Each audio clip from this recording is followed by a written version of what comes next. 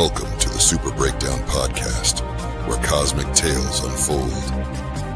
Join Power Maximus, Lord Triage, and the Darth Legacy Jason M40 on a journey through heroic realms, where legends are born and destinies entwine. Delve into the cosmic currents, unraveling the mysteries of superheroes, villains, and champions.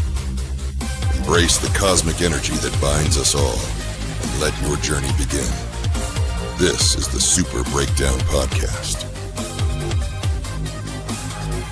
Enter the cosmic saga.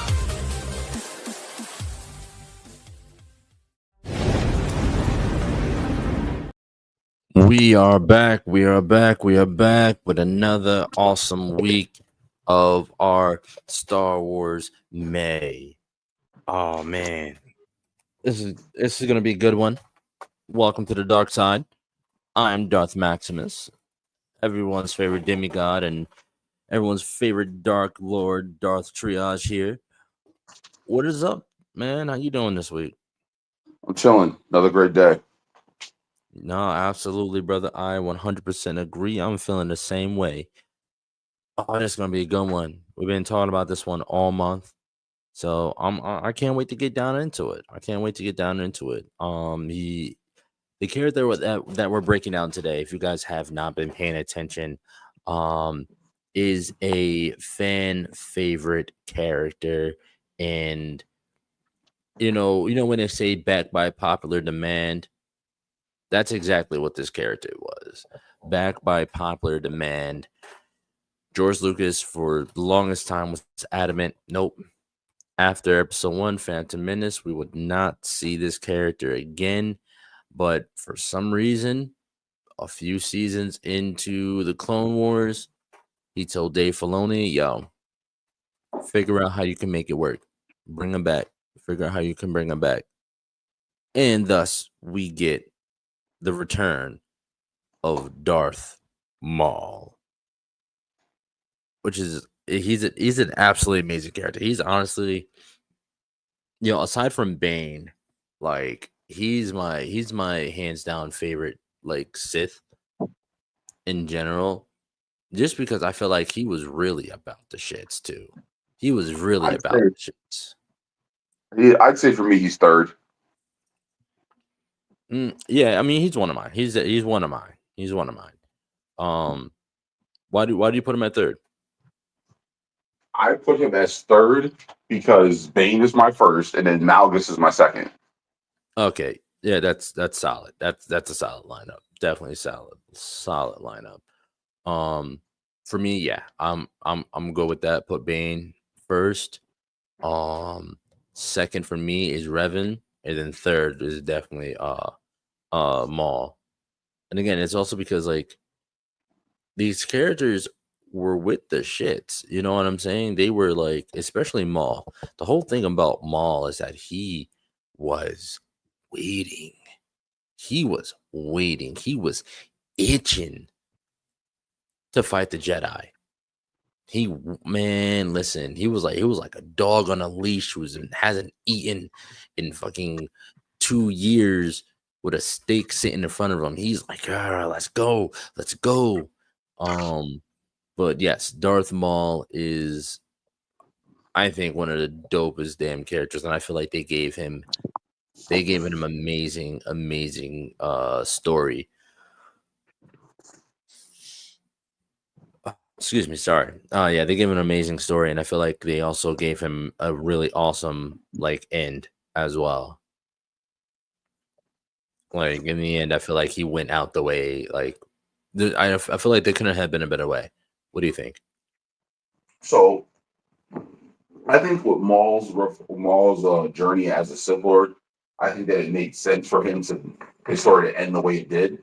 And we don't want to jump the gun and then start talking about stuff at the end, but yeah, if anything, his story to me, it doesn't come full circle, but it makes sense. Mm-hmm. And the one thing I do appreciate with this, because this is an issue, anyone who's listening to me knows, sometimes you got to let the bad guy be the bad guy. Mm-hmm. And it's like I think because of the way he was and the way he was trained, his ending was inevitable. Agreed. So I honestly no, yeah, I 100% agree with that. It would have been cool if we saw a full circle moment, but it was kind of like, it, upon his end, because we all know, this is something we all know, for his end, it was honestly it pissed me off because it was a little bit of a peaceful ending to someone whose creed was peace is a lie. Well, For so long, for so long. I know in the end he wasn't rocking with the Sith. He was doing his own thing. But you know what I mean, for so long, rocking with the Sith and like literally majority of his life. I mean, no, actually now I think about it. No, it was more so just the beginning of his life because I wouldn't even say the majority of his life because I mean, granted, we don't know how old he was in episode 1, but he had been trained damn near his whole life for that moment. and that's also one of the things that we can't necessarily say that Dathomirians age the same as humans do. Even then, he's not even just a Dathomirian. Dathomirian is just the planet he's from. He's a Zebrak, so we don't know how his race of people in general ages. So we don't even know. I mean, we do because there's like 3 canon comics for him, Mm-hmm. and it kind of fills in the gaps for in between his appearances. We got one that goes into his origin. Then we have another one which takes place like after we see him in episode 1.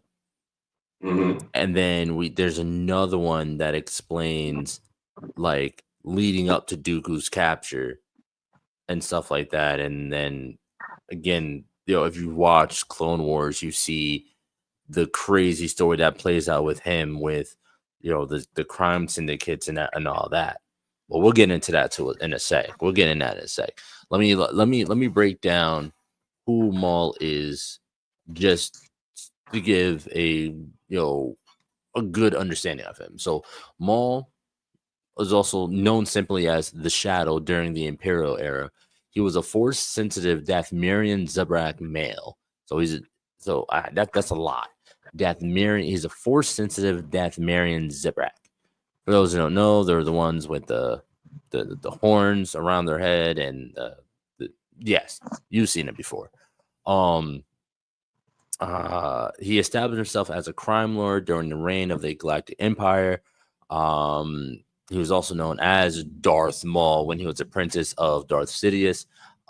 He trained in the Force with the underneath Sidious and trained in the dark side. He's extremely deadly in lightsaber combat. Honestly, he made dual blade cool. Well, he made double blade cool. What was that? He was the first one to do it.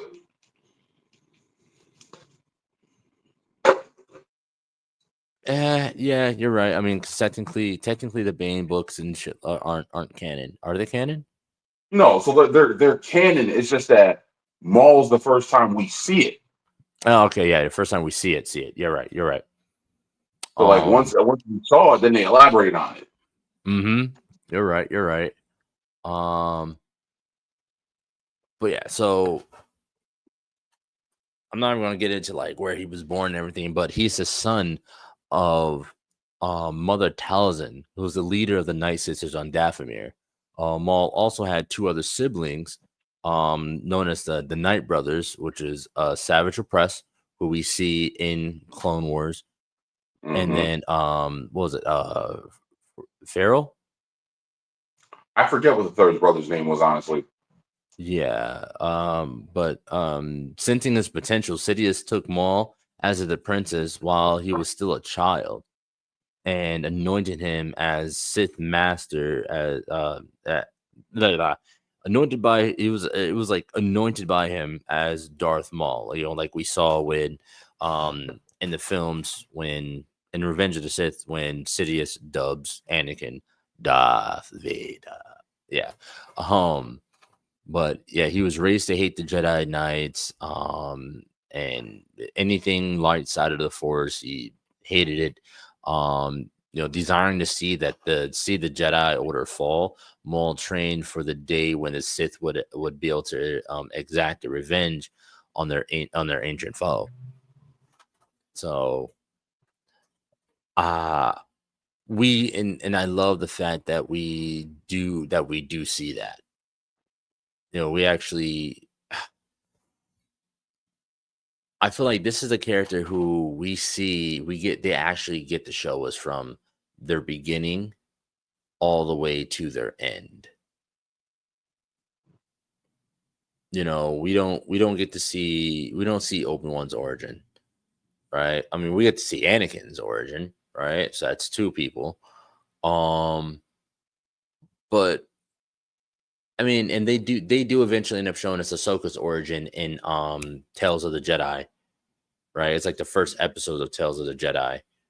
But like, go ahead. Honestly, I could have done without that. My whole thing is like the entire Clone Wars series is Ahsoka's origin, so it's kind of like, yeah. Like I honestly, I didn't care. I didn't care about that in the least bit. Yeah, no, I 100% agree with you. But what I mean is, just like we get to see, you know, including his 3 comic books, we get to see his beginning, and then all the way through Clone Wars, we get, you know, to his end. You know, including, you know, from live action to animated to comic book. I felt like they really eventually, even though not wanting to really put him back into the series, it was nice to get a character where we got to see their beginning all the way to their end. And he had a wild ass ride, bro. Yeah. Well, I think it's also one of those things like George Lucas makes one of those simple mistakes.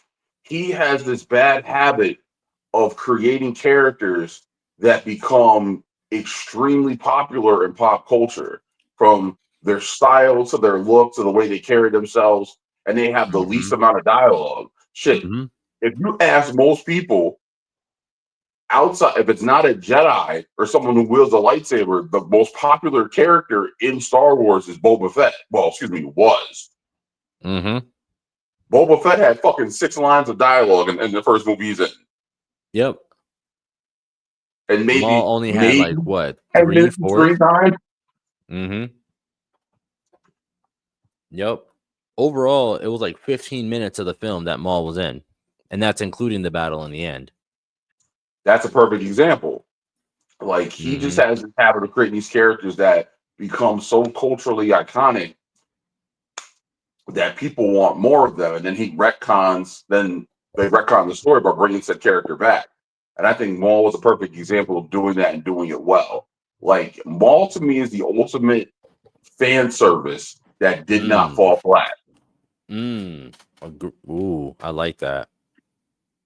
I like that. That definitely makes a lot of sense. There's only ever one thing with him that bothers me, and it hasn't been addressed yet. Hopefully, we get to the bottom of it with Shadowhunter. But how did I forget about Shadowhunter when we're talking about Maul? Because that just got announced, because they're giving him his own series. They haven't said when it's going to focus on, because I'm not sure if this is going to be pre-Empire. Actually, not Empire. I'm not sure if this is going to be Phantom Menace, or this is going to be pre-Clone Wars, if it's going to be post-Clone Wars. Well, excuse me, it would have to be post-Clone Wars. It's going to be pre-Clone Wars. So I'm really curious to see where this is going to land. But the whole thing with him is that I always thought that Maul was going to be the tool that Sidious was going to use to overthrow Mother Talzin, because Sidious was only ever afraid of 2 people. Yep. Sidious was afraid of Qui-Gon, and he was afraid of Mother Talzin. Now, follow me down this rabbit hole real quick. I think the people that he was afraid of reflected his apprentice choices. How so? So if you look at Mother Talzin, he quote unquote got into bed with her because he wanted to combine her Night Sister sorcery with Sith magic to make himself stronger, because you see the way that it's never truly stated, but you see the fact that Mother Talzin has somewhat pierced that veil between the living and the dead. Yeah. So, because, Sidious was all about obtaining immortality and had been about that for a good while. So when Sidious is making his deal with Talzin, this is when he comes across a young Maul and kidnaps him and runs away with him. So you're a Game of Thrones fan, right? Yeah. I see where you're going. I see where you're going now. Go ahead. So when the Greyjoys rebelled, Robert Stark and Ned Stark went over there and crushed the Greyjoy rebellion. In the process of the rebellion happening, Balon Greyjoy, who was the king of the Iron Islands, he lost his oldest sons. The only one he had left was Theon. Theon became a ward of Ned Stark, and he specifically got told, like, "Yo, you act up, I'm gonna give Ned the order, and we're gonna send you your son's head, and then your line is cut." Now, I think because that was a similar thing that Sidious applied with Maul. It's one of those things where necessarily he wasn't going to kill Maul and use him as a pawn that way, but he trained Maul to be the ultimate weapon. So it's like, you're loyal to me now. Whoever I tell you to attack, that's who you go after. Whoever is my enemy is your enemy. And you see that with the loyalty he had for him. Now, even Maul recognized that Mother Talzin was his mother and he wouldn't dare cross her, but Sidious wasn't counting on that. Now, if you've watched Tales of the Jedi, you know full well it's revealed that Dooku had been working with Sidious all the way back to episode 1. When Dooku found out Qui-Gon was dead, he went and pressed Sidious, like, "Yo, what just happened? Maul wasn't supposed to do that." His response was, "You lost an apprentice, I lost an apprentice, let's call it even." He was like, "Yeah, nah, my nigga, you don't get to pull that card. That's not the way this works." Yeah, we not just gonna try to call that shit square. What you mean? It's like, as far as Dooku was concerned, he lost his son, and he took that rather personal. But it would make sense that Qui-Gon would be the first to fall, fighting against Maul. Maul was younger, he was stronger, he had that hunger for battle. And I think that Sidious actually planned on that, because if anything, that would push Dooku further to the dark side. Now, in the event that Maul lost, he planned on taking Tyrannus as his new apprentice anyway. So it was a win-win for Sidious either way. Right? Like some real Xanatos type shit. And then here's this thought. So if Qui-Gon had survived that duel, his master is now working with the Emperor. And Dooku says to Obi-Wan, like, "Yo, I could really use Qui-Gon's help. I wish he was still alive." He's like, "Well, Qui-Gon Jinn would have never joined you." He's like, "Don't be so sure about what Qui-Gon would or would not have did. Don't forget, he was once my student, just like you were once his." Who better to have persuaded Qui-Gon than the person who raised him? And then if he couldn't be persuaded, who better to kill him than the person who trained him?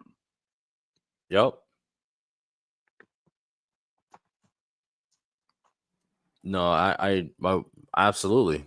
It's see, that's another thing that I enjoy about Star Wars, is that, like, a lot of the times you look at these dualities and these parallels, and a lot of time it's really poetic. It's really poetic. It even then, like, jumping forward, talking about, Maul's end, I thought that was pretty damn poetic as well. Especially the whole thing with Kenobi switching the stances and shit like that. The whole thing was poetic. my thing when it comes to Maul is that from Phantom Menace again. So we're being introduced to Maul after years and years of training. We're seeing Maul as literally just let off the leash. Again, we only see Maul like what 3 times throughout the movie. We see him in the beginning where we see Sidious speaking to him and he says, "Finally, we shall reveal ourselves to the Jedi," right? Mhm. We see that. And then we see him again on Tatooine. When he first reveals himself to Qui-Gon, Obi-Wan and them. And then we see him again at the end for the Duel of Fates. For the Duel of Fate. Only 3 times. And again, this is a character who only got 1 movie. Well, do you count him at the end of Solo? Well, yes, because you got to remember, George Lucas's whole idea was that once Maul was brought back before they sold Star Wars to Disney, that Maul was supposed to become the new bad guy running the galaxy. You got Oh, to remember, yeah, you're right. there was a whole nother trilogy that was planned where it was supposed to be revealed that Maul was now the head of the Crimson Dawn. He had lined all these crime syndicates, and that everybody was revealed to have been working for him. He was supposed to be like the fucking godfather of the galaxy, Yeah, he was supposed to be badder than the Hutts. right? That's another thing that always bothers the shit out of me. That's all they ever say is the Hutts are gangsters, the Hutts are gangsters, the Hutts are gangsters. They're We out there never see the running. Hutts do a damn thing. We never see him do a damn thing. We Listen, summon. you don't see the Hutts do shit. But Not a they out there damn running, thing. that Pat Beaker crack across the sand. Like that yeah. Oh man, I'm sorry. I haven't seen a Hutt do a damn thing at all. Besides tell somebody to go do something, and it's like, but why? Like I feel like we gotta do an episode on the Hutts. For what? Because from my understanding of the Hutts is that their power comes their modern like Star Wars power comes from like centuries ago. Like that a Hutt established dominance centuries ago and has just been able to keep that shit going down. Because like it don't make sense. It don't make sense how they're able to hold so much power for so long, yet we not ever see them do shit.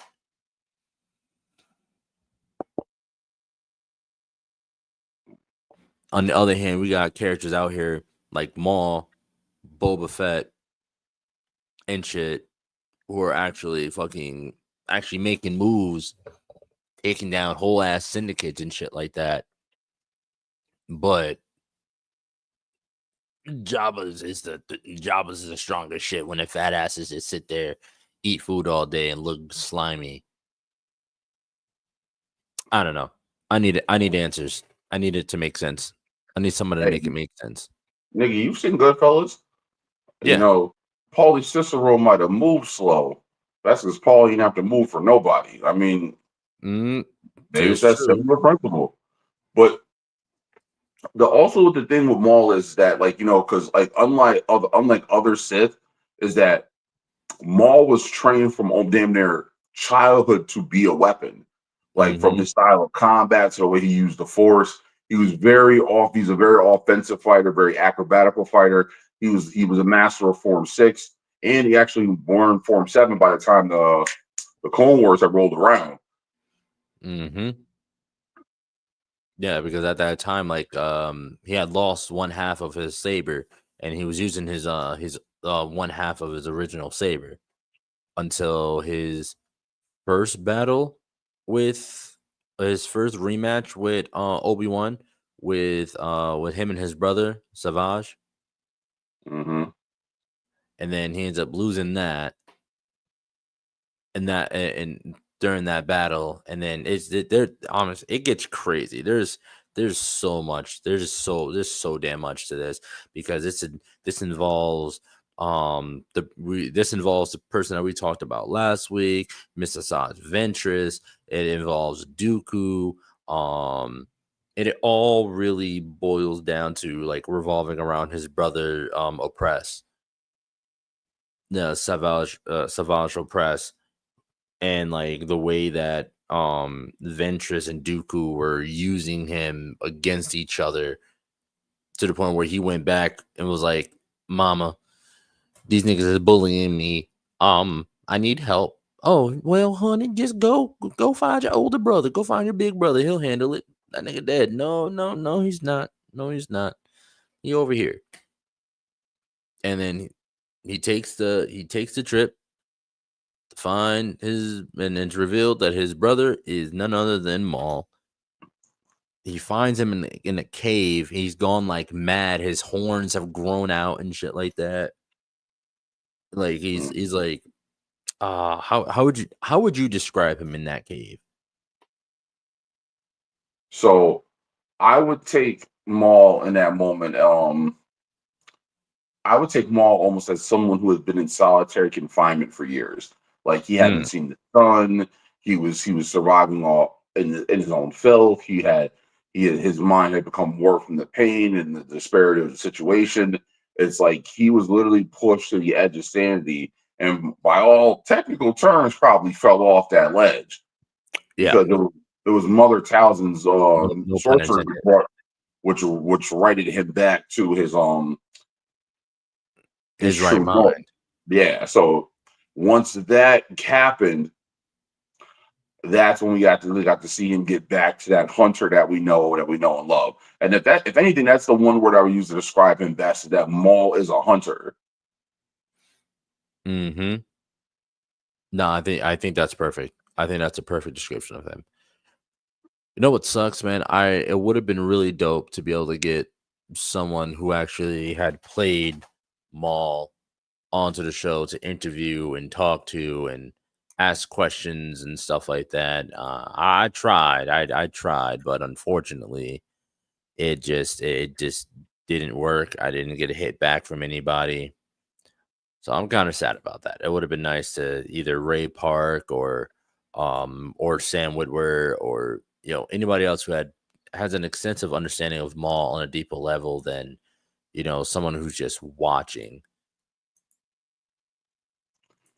Because I've watched the interviews of Sam Witwer and him, the way he goes in to Maul and his take on Maul and his thoughts on Maul, they're just so intricate. It's like as if he's speaking for himself. You know what I mean?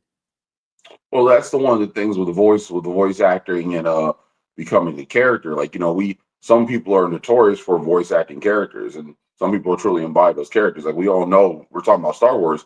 We all know that Mark Hamill is Luke Skywalker, and that's one of the roles he's known for. But he's also known for doing the voice of the Joker, and he did that for 20 years. Mm-hmm.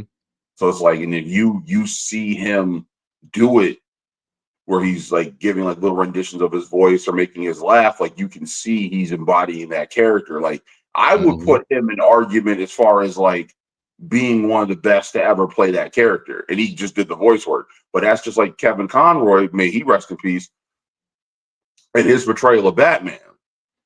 So it's Absolutely. like they not like you like our old partner Deso said, like, yo, when you read the comics, you hear them shits in his voice. Oh yeah, solid, absolutely. So that's a perfect example. Like hell, even for Solo, even though it was Ray Park who was a physical actor, they had Sam Witwer voice him. See? In Solo. And once again, I think that's one of those things like where you truly get to see Maul be fully formed, and to see where you see it get flushed out. Like if we could get him back in like a true live action capacity where we actually see him pull off some fuckery, I'm gun ho and all for that. Mm-hmm. Same. 100%. Absolutely. At least even then, like if we do get a live action, like even if it crossed over with some of the things that we've already seen in Clone Wars and Rebels, not to mention Clone Wars and Rebels, because he was in Rebels as well.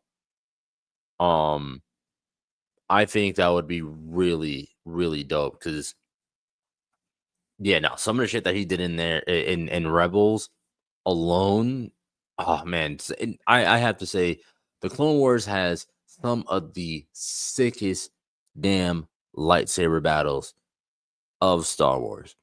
Well, I that's Anime one of those things. That's one of those things where you kind of got to give it to its animation because Mm-hmm. that's one of the things people complained about with Ahsoka. Shout out to my boy Cap. I know Ahsoka's your favorite character. Me and my boy Pete, we were talking about this shit because it's like he felt like Rosario Dawson didn't fight like Ahsoka, but it's one of those things where Ahsoka fights like an acrobat. Rosario Dawson's not one, so it's like, and it's also one of those things where she's an older version of the character. So I'll keep that a little bit more grounded. Like for example, if we see an older version of Maul, he might not do all that acrobatic shit no more because he might not need to. Plus, he ain't got legs like he used to. He has metal robotic legs. Oh my he's laid it god, down. he ain't got legs. He got that. Listen, man. I said he ain't got legs like he used to. He still has legs. They're just not his original ones. But you said it like it's Jordan coming off the bench trying to play in modern day. Like, oh, he ain't got the legs for it no more. I mean, but at the same time, like it works though. If you think about it, you know what I mean? Because he got packed up. He got retired. Obi-Wan packed him up, retired him until he was able to get his mech legs. He went through like what 3 pairs of mech legs?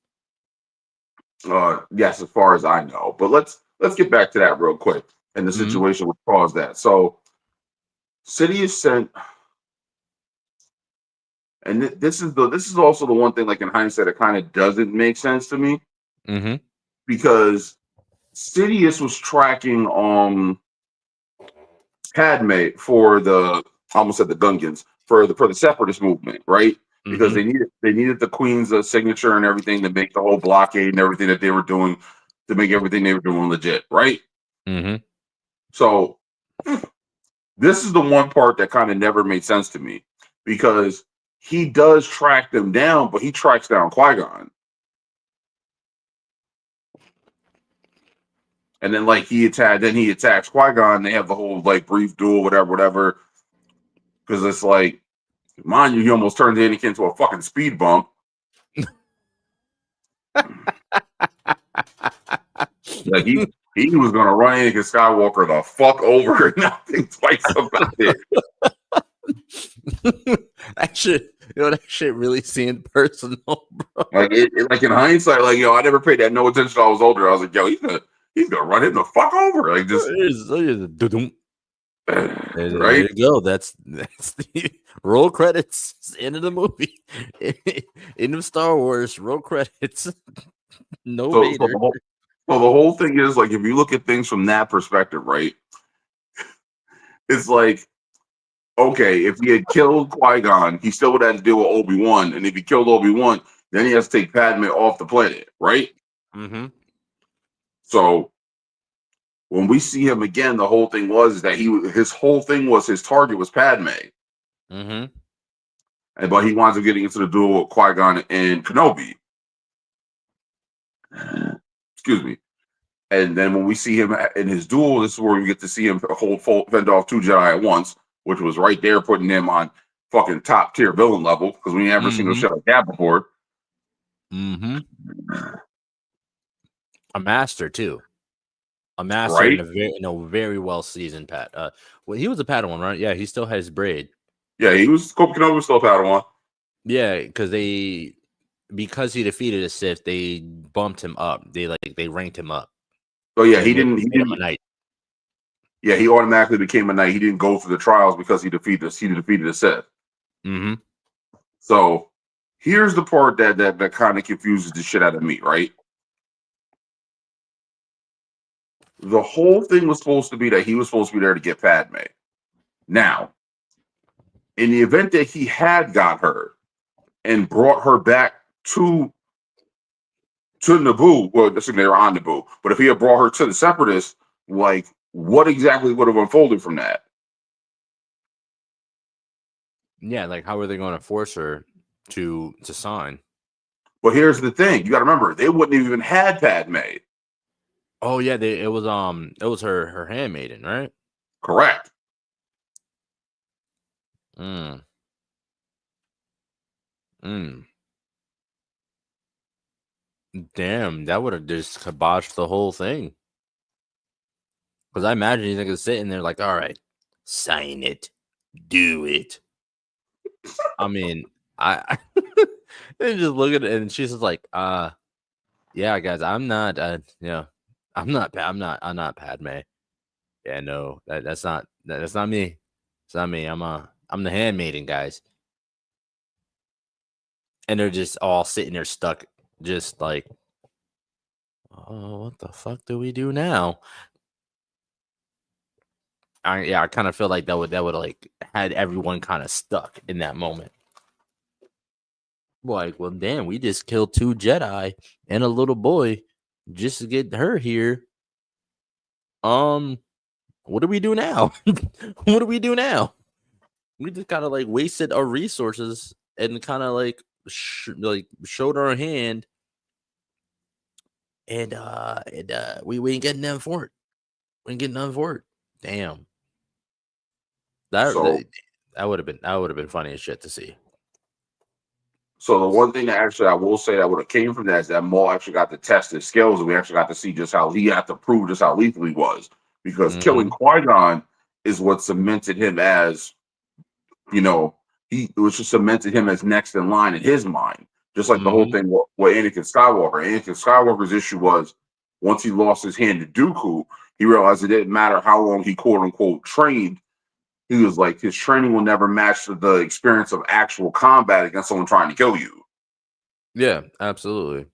So him killing him with the block and like the dirty headbutt and running them through, he cemented himself right there. So now all he had to do was get past the apprentice. He's like, "Oh, I just killed the master. I got this." Right? Mm-hmm. And to his credit, Kenobi held his own. Yes. I will give him that. He held his own. But the next thing you know, Maul disarms him, but it's just to force push him back, and he winds up in the shaft. Now, the issue with Maul was that Maul did not just kill him. Mm-hmm. He should have struck him down right there instead of pushing him back. He could have force crushed the thing he was holding on to. He could have pushed him down the shaft. He could have choked him. He's like, he could have threw his lightsaber. There's a dozen things he could have did to kill Kenobi in that moment, and he didn't. Yeah, he just taunted him by walking around the shaft. Right? And striking, like, causing sparks with his lightsaber. So now, at this point in time, because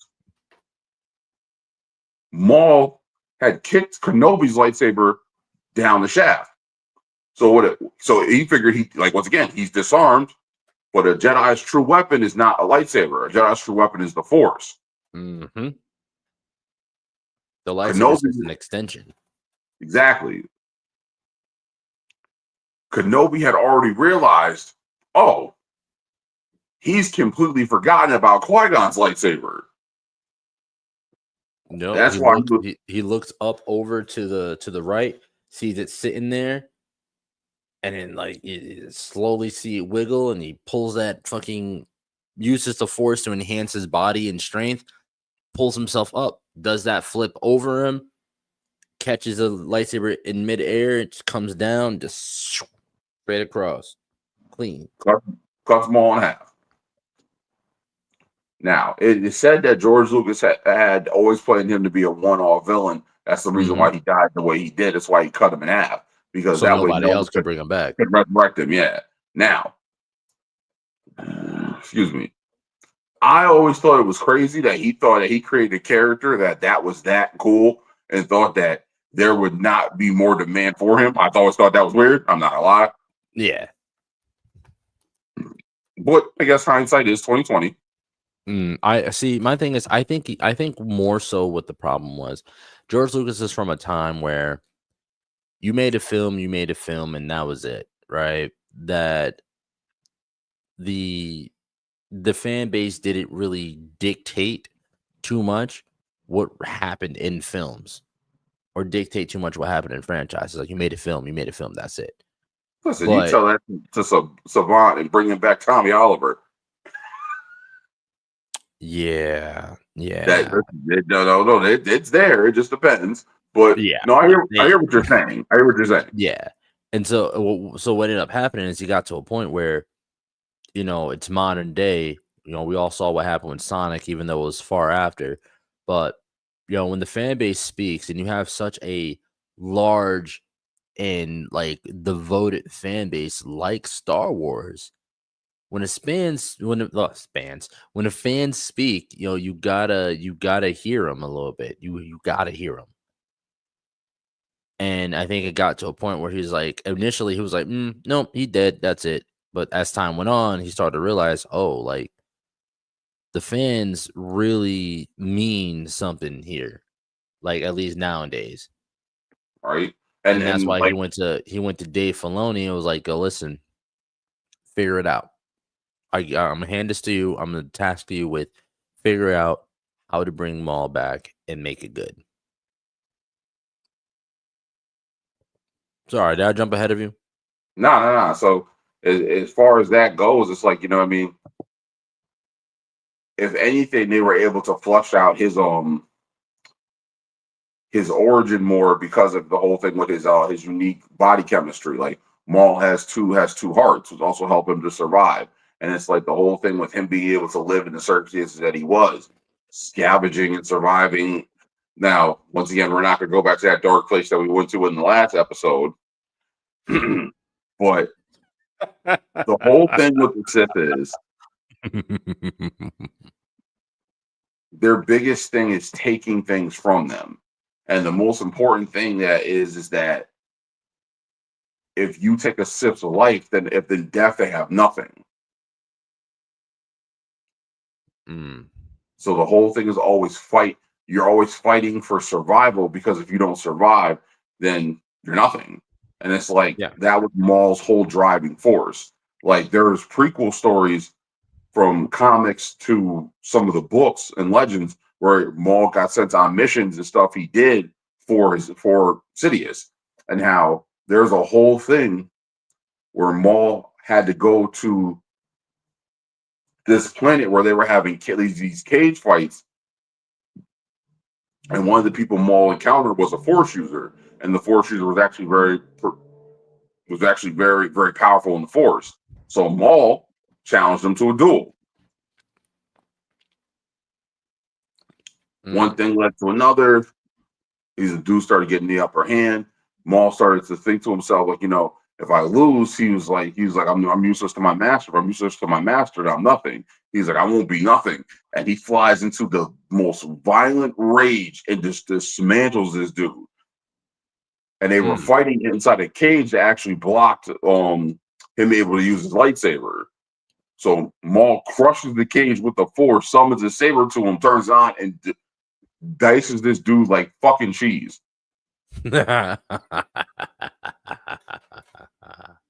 And then just as he does this shit, Sidious appears, revealing that he had been watching the entire time. And he said that this was all simply a test to see how he could handle himself under pressure. Which he passed with flying colors. Well, but that was the thing with Maul. He's like, Sidious put him in several wild situations, and every time he excelled. And if you look at like Maul and the way he learned, opposed to like the way Vader learned, totally different. Break that down. Like every time you saw Maul get into a situation, Maul learned from it and adapted mid-fight, or as soon as the situation might look like it might go out of his control, and then nip that shit in the butt. Vader's coming back from missions half destroyed, suit mangled, fucking missing an arm, like wild shit.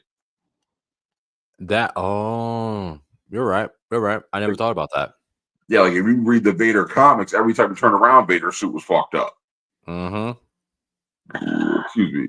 So it's like if you compared like Vader's learning curve versus the Maul's learning curve. Well, one thing I want to say in Vader's defense with that is that he's also intentionally crippled. He was intentionally crippled though. I feel like if Sidious had sprung for those high quality cybernetics for him, he wouldn't be a problem. But it said that he intentionally gave him shitty and shoddy cybernetics that would intentionally put him in pain on a regular basis to help fuel his anger more. Yeah, to keep him from exacting the rule of two and killing Sidious and replacing him. Like I said, that whole thing where Sith have nothing, then they become nothing. So no, I hear what you're saying, but the thing with that is that I will say yes to that and no at the same time. And the reason why I'll say that is because while Vader could not move the same way, he still retained all the knowledge. And if anything, by the time he was put into a suit, within the span of a few years, so a few months to a few years, he had combined all 7 forms of lightsaber combat to create his own. Like if you've ever read The Rise of Darth Vader, it's literally stated in the book that Vader's limbs felt foreign to him. The only one that felt like it was natural was his right arm. And the only reason why his right one felt natural is because it was the one he built. Because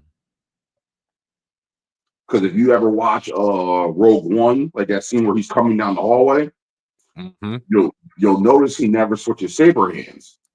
Nope. Anakin Skywalker was notorious for that. Yep. He was always switching hands. He couldn't switch anymore because his left arm didn't move the way he wanted it to. Yeah, his left arm became his force choke arm. Basically, it's like think of it like no different from like if you had like someone using a pistol in combination with a knife. Yeah, it's like sword and shield kind of almost. Yeah.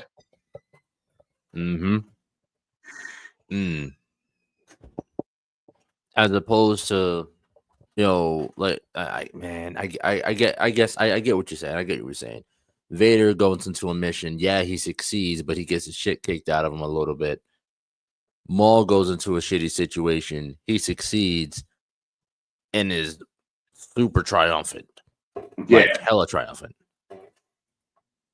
Like he's going home to bury himself in whiskey and whores. Like he's getting extra. Now so random side tangent between. You know what? Hell, I'll even do this. Prime Vader, and I'm talking. I'll say no suit Vader.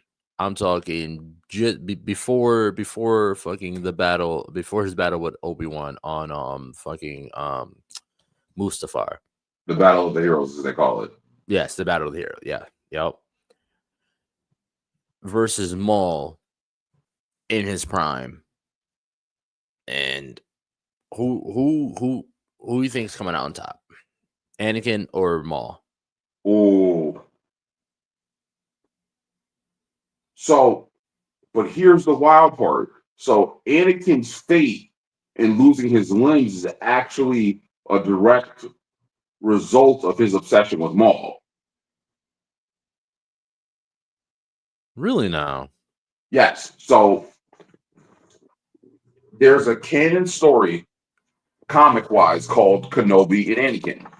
And it talks about their missions that they go on as master and apprentice. And Anakin actually strongly debated walking away from the Jedi Order during the story, and how Kenobi actually told Yoda, like, yo, he's thinking about leaving.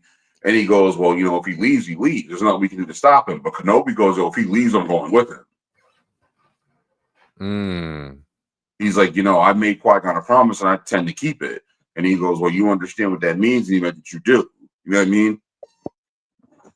Because he felt like Anakin was just too much of a I don't want to say a liability. He had too much potential for it to be squandered. Mm-hmm. So he was going to do everything in his power to try to keep him on that quote unquote Jedi path. Now, during this story, you see that the Padawans are training with dual droids. Now, a dual droid is basically like what you would use in lightsaber combat, and it would symbolize an enemy, and you could tweak the droid to look however you wanted. And you could also have the droid fight whatever style of combat you wanted. That way you could always sharpen your skills in different ways, in different forms. One day, while Anakin was training in front of his entire class and some of the masters, Anakin switched the droid and it changed its form. And it went from literally looking like a regular battle droid to looking very similar to Darth Maul. Now, the only ones who picked up on this, everyone saw it, but the only ones who truly picked up on it were Obi-Wan and Palpatine, because Palpatine was in the room. Mm-hmm. Now, Palpatine, of course, knew what Maul looked like because he trained him, and then Kenobi fought him. Yeah. So when Palpatine sees this, he's very interested by it. He's very intrigued. He goes, "Why would he do that?" So Kenobi explains, like, Anakin has been obsessed with my duel with Maul for years. And he goes, "Really? He has?" And he goes, "Yes. He's constantly asking me questions. How did Maul move? How did he sound? How strong were his blows? How light were his blows? What style of combat did he fight in? Which way did he use his lightsaber?" So it's like, how did he use the Force? Like, he was constantly obsessed in asking him questions about that duel. So he took this opportunity to mirror the duel and show his master what he had learned. Now, in the process of him doing this, he was also showing Palpatine his association with the dark side. Because he's already showing Palpatine that he's fascinated in all the wrong shit. Mm-hmm. So some of the other Padawans who are watching this make a comment about Anakin being a slave to his emotions because they feel like, oh, he's just trying to impress the masters. And Anakin hears this, and in a fit of rage, he takes their lightsabers with the Force and turns them on them and puts them to their throats. Oh, shit. Yes. To the point where Kenobi had to jump in and stop him.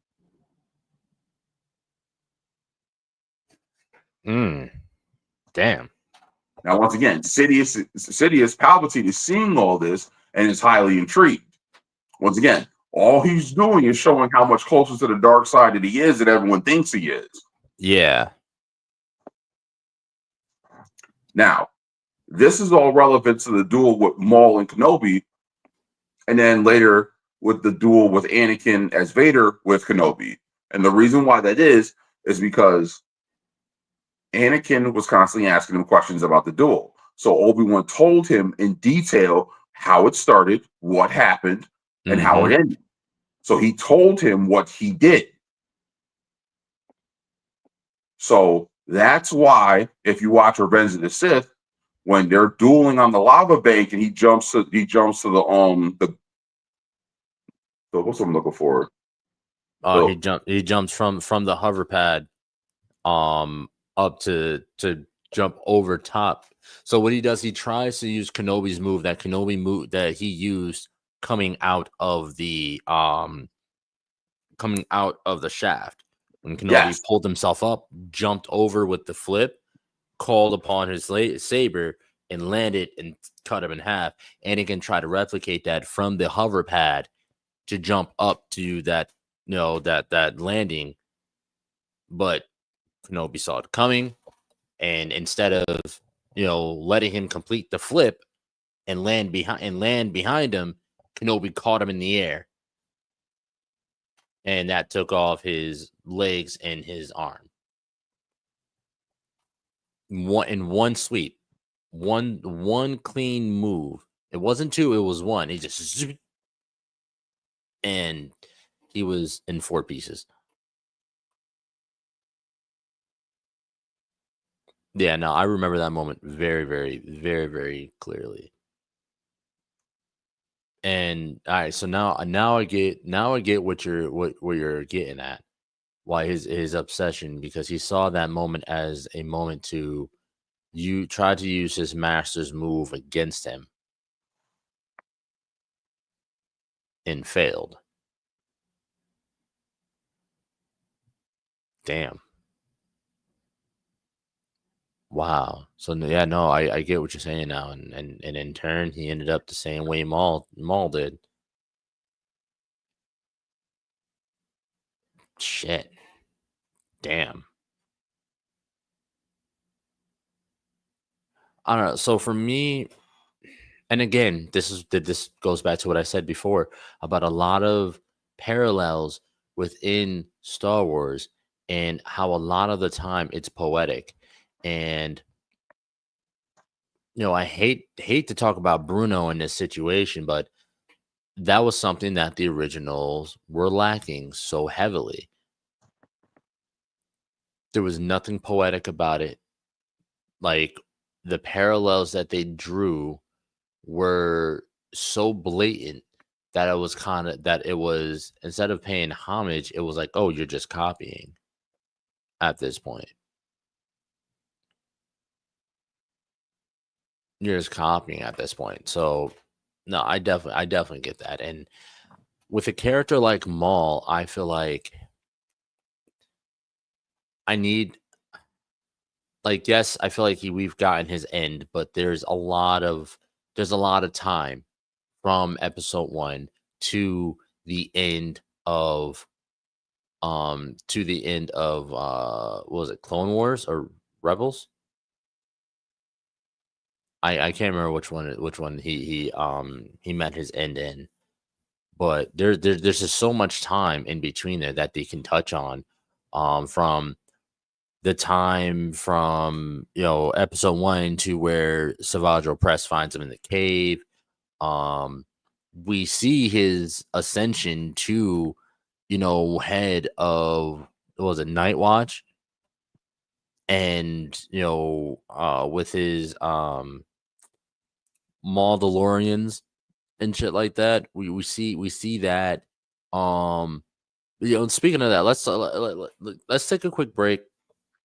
If you guys are tired of seeing the same old and hearing seeing the same old faces on your feed, hearing the same old voices in your feed, you're trying to find some new podcasts to watch, you're interested in comic books, you're interested in all things nerd and blurred alike, I say you need to check out the Indie Primetime.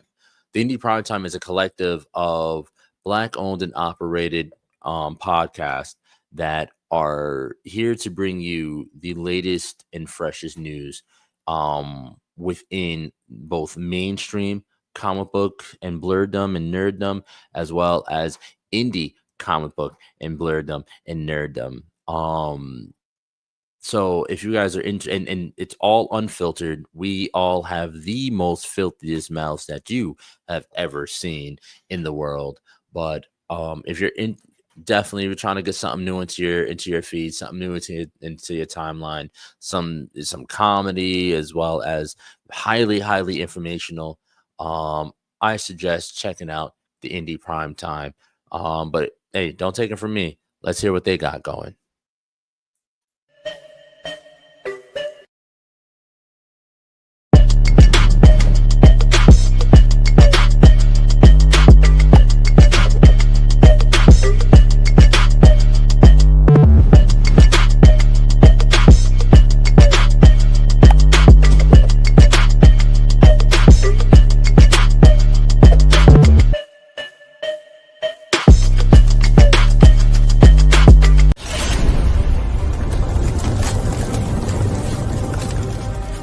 Welcome to the Super Breakdown Podcast, where cosmic tales unfold.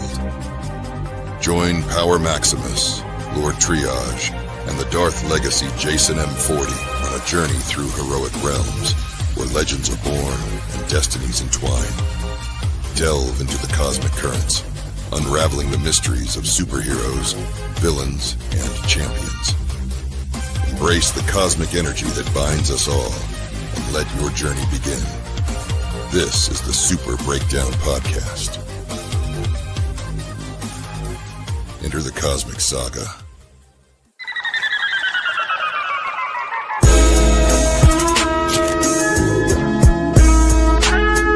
What? Yeah. What?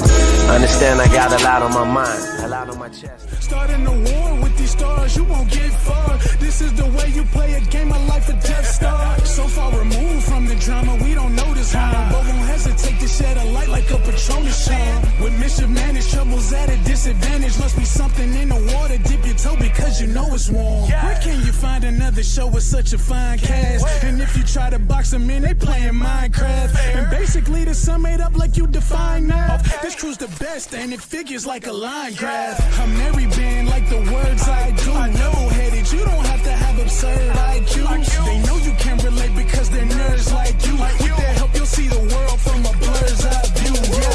Yeah. You are now tuned in to Blur's Eye View. And without further ado, we out.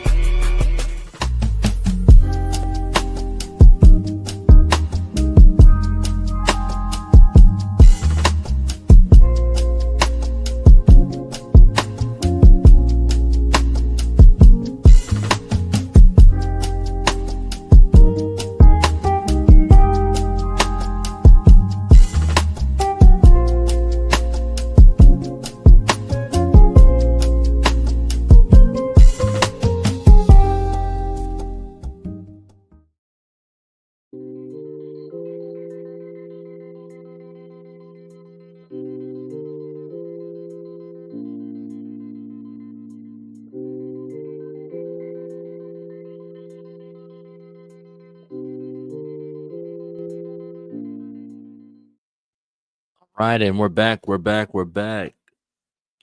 If you're just tuning in, myself and Darth Triage, we are going over the one, the only Darth Maul.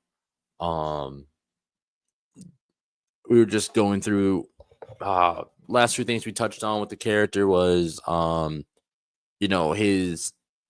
we talked about how, like, I was talking about the parallels within Star Wars, and because Triage had just brought up a parallel between how Anakin was obsessed with the battle between Obi-Wan and Maul, and then how that could have that reflects in the way Anakin lost against Kenobi.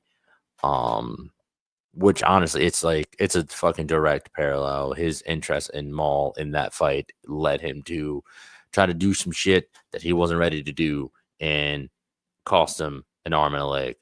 Well, an arm and two legs. I know. I'm sorry. I'm here all week. But Triage, what I wanted to talk about is, let's talk about his rise within the crime syndicate to become a crime lord. What would you say like that his rise was like? Triage, you still there with me, brother? Are we talking post Mandalore or pre Mandalore? We can go both.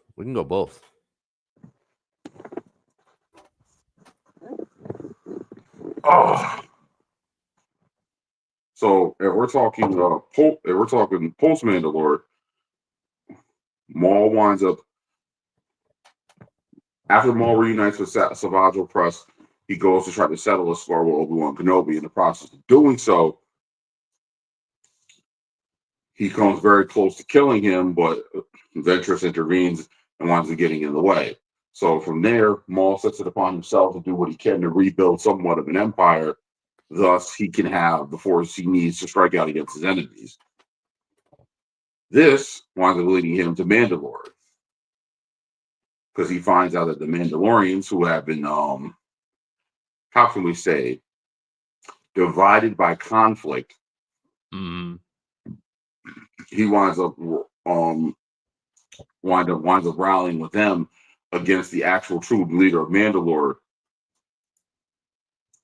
who actually come to find out was Kenobi's love interest. Mm.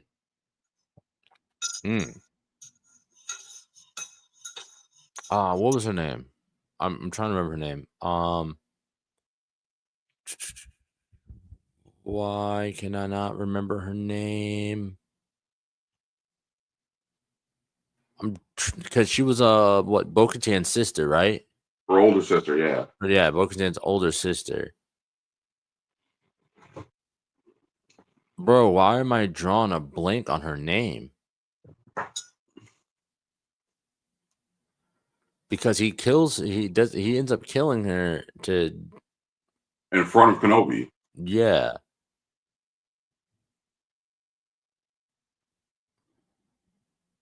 Shit, dude, I cannot think of the name.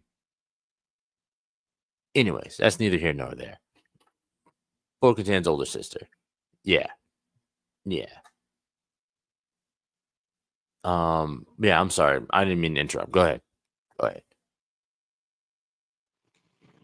So once he does that, he winds up finding out about the legend of the Darksaber.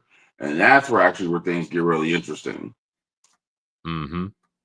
Because anyone who wields the Darksaber has a claim to the throne of Mandalore, and thus why having the Darksaber allows you to rule Mandalore. So he challenges who has it, kills him, and takes the throne. And this is when Bo-Katan decides that no outsider will ever lead Mandalore, and this is when she splits off her faction. Mm-hmm. Yeah, because at that point he had installed Death Watch as the ruling government for Mandalore. Mm-hmm. Mm. That is what that is technically what Din Djarin and his Mandalorians that he was with are basically descendants of that. Mm-hmm. Yep. And then in addition to the Mandalorians, Maul also expanded his criminal enterprise to the Shadow Collective, to including the Pike Syndicate, Black Sun, the Hutt Clan. This man, he was making moves out there. Yeah, he was definitely getting his dick wet in the galaxy. Mm-hmm. I mean, come on, really?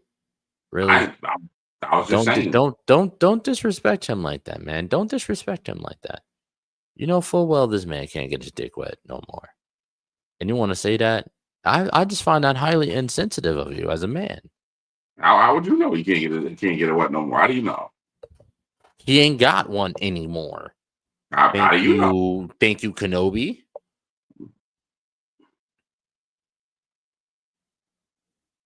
I'm just saying. I mean, you just said that we're staying away from the last episode fuckery.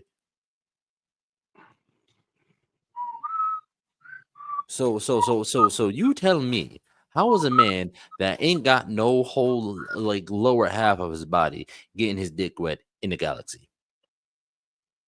Listen, man, they might have found some. They can build technology to replace the limbs. They might have found something that can replace that. We see the limbs get rebuilt. Once again, so you hear what you're saying right now, right? I'm just saying, we saw the limbs get rebuilt, right? And I ain't seen nobody walk in the room with a damn Spencer's bag. You're showing your age with that one. I cannot. No, no, I don't want to hear that. Spencer's is still alive and well. All right, nigga, whatever you say. I'm just saying.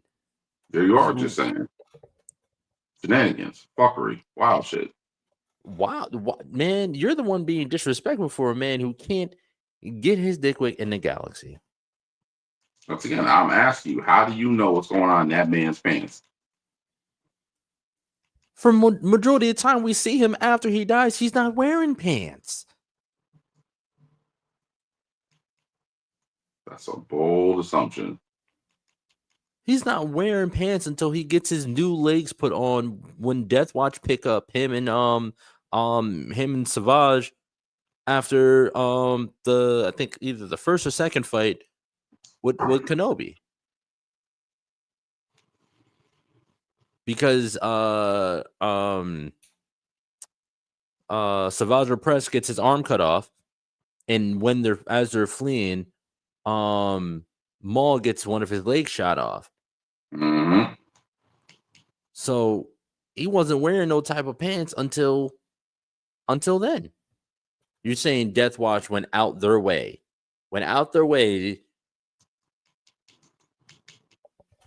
to give him a steel dong. I didn't say that. I just said that maybe it's a possibility that he's not unequipped. That's all I said. You're saying that they're just using Beskar all willy-nilly. Oh, hey man, why not? This man has a Beskar dick. Okay. All right.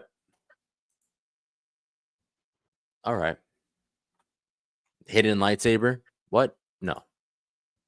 No, I'm sorry. I just felt like that was insensitive to my guy Maul. Okay, Very insensitive to my guy Maul. Jesus, man. Jesus, the fuckery on this show is ridiculous. Oh my god, the shenanigans on this show is ridiculous.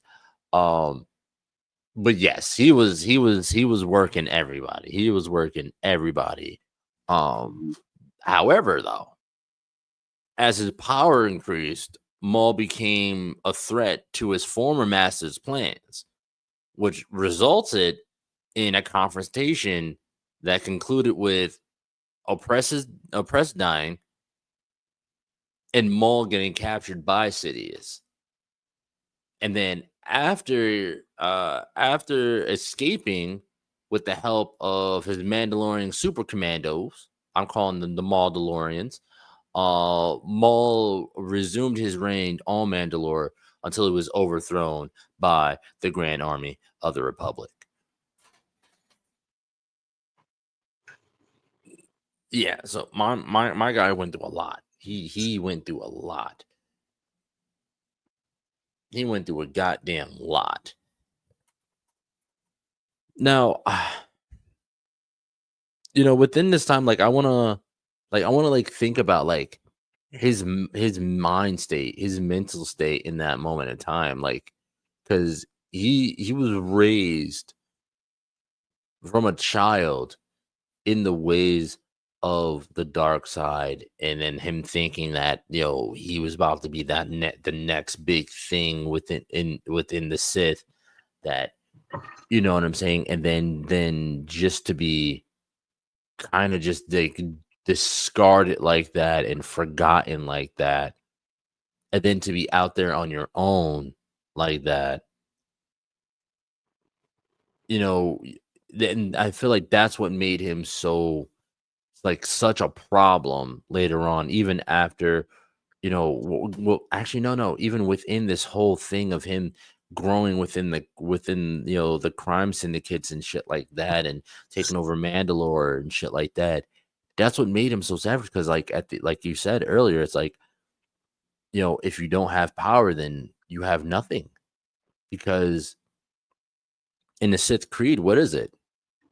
Peace is a lie. There's only passion. And through passion, I gain strength. And through strength, I gain power. And through power, I gain victory.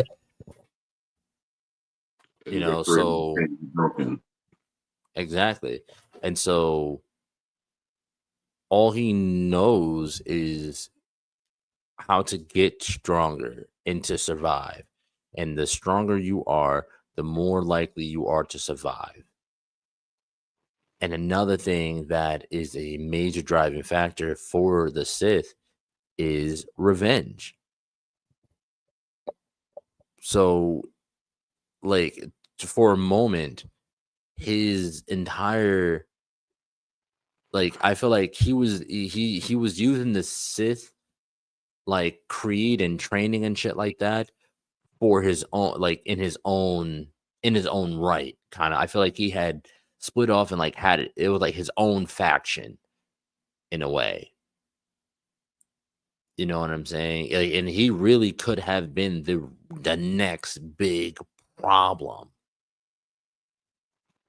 if they would have just given him a little bit more time.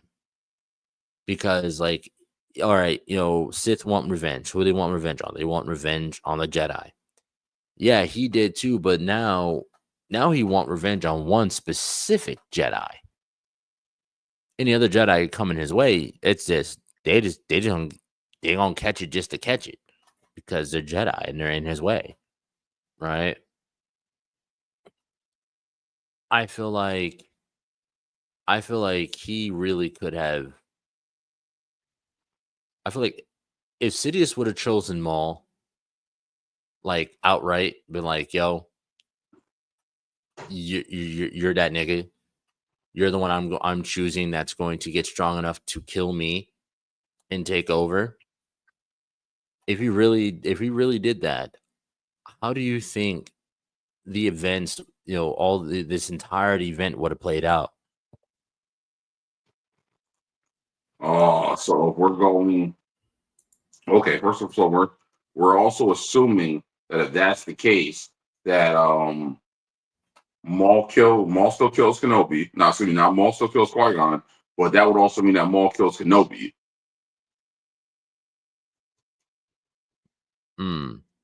Right? Yes. So Yep. now those two are dispatched. So in this moment, what happens to Anakin Skywalker? Because they didn't want him trained in the first place. And if Anakin truly is a direct reflection of Plagueis the Wise manipulating the Force, now Palpatine still has the ultimate apprentice. And Palpatine didn't believe in the rule of two because Palpatine trained Darth Maul while Plagueis was still alive. Mm-hmm. Darth Sidious does not kill Plagueis until the end of Phantom Menace when he gets elected to his position within the council. When he gets elected chancellor, that night he kills Plagueis the Wise. Man, I wish they would have. I would love to see that shit. I would have loved to see that. I mean, it was anticlimactic because he killed him in his sleep. Ironic. He could save others from death, but not himself. But then again, Plagueis was one of the strongest fucking Sith Lords we had seen in 200 years. But that's also one of the reasons why because the that's other Plagueis Sith, in Acolyte. At the end of Acolyte, that's Plagueis. God. Anywho, I know that is the whole, but that's the whole reason why other Sith didn't respect Sidious. Like he pulled off the whole thing with them in the galaxy and the Sith ruling, but even Bane thought the tactics he used were cowardly. Mm-hmm. Yeah, I felt it went against the code of the Sith. Like, don't get me wrong, the whole sneakily using shit, the whole hiding in plain sight, stuff. There's certain stuff he did that's Sith 101, but Bane would have never had worked with the Jedi in any capacity. Neither would have Malgus. Nope, not at all. And if you look, like I said, if you look at the other Sith in history, they were like, they thought like, yeah, I can't fuck with him. Like that's not the way we do shit. Nope. And even then, you got to remember, we're also assuming that in this universe, while Plagueis gets killed by Palpatine and Palpatine becomes new Dark Lord of the Sith, if Maul's still alive, there's no way Palpatine doesn't take Anakin. Excuse me, no. There's no way that Maul doesn't take Anakin as an apprentice. That's the only thing I'm thinking. That's exactly where I was getting at. But I love the fact that you got there. That's exactly what I was saying. Because like he's already going to be plotting to overthrow him. So.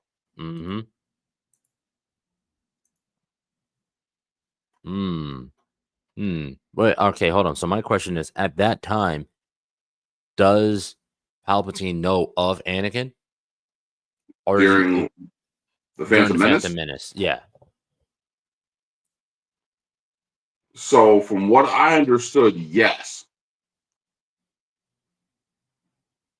But I wasn't sure because if we are saying that Anakin is a direct reflection of Plagueis messing with the Force and trying to manipulate life, that's why him saying that line at the end of the movie makes so much more sense. Young Skywalker, we will watch your career with a great interest. Like, you know what I mean? So it's like he was already plotting to, like you said, Anakin becoming who he was. That was some shit that was fucking 15 years in the making. Mm-hmm. Like, you gotta remember, it was Sidious was the one who provoked the war and did all the things he did. It was Sidious who sent Ventress after Anakin.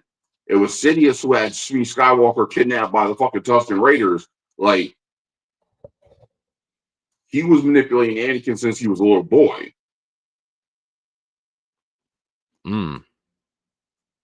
But that's what Sidious did. You know, this whole thing with him taking in these young children and then manipulating them and corrupting them and doing all this other shit. But this is one of the reasons why Star Killer Galen Merrick, he reflects so much on Anakin, because what Darth Vader does to Galen Merrick is what Palpatine did to Anakin. You know, Zordon, Batman, and Palpatine are really starting to sound like the same person.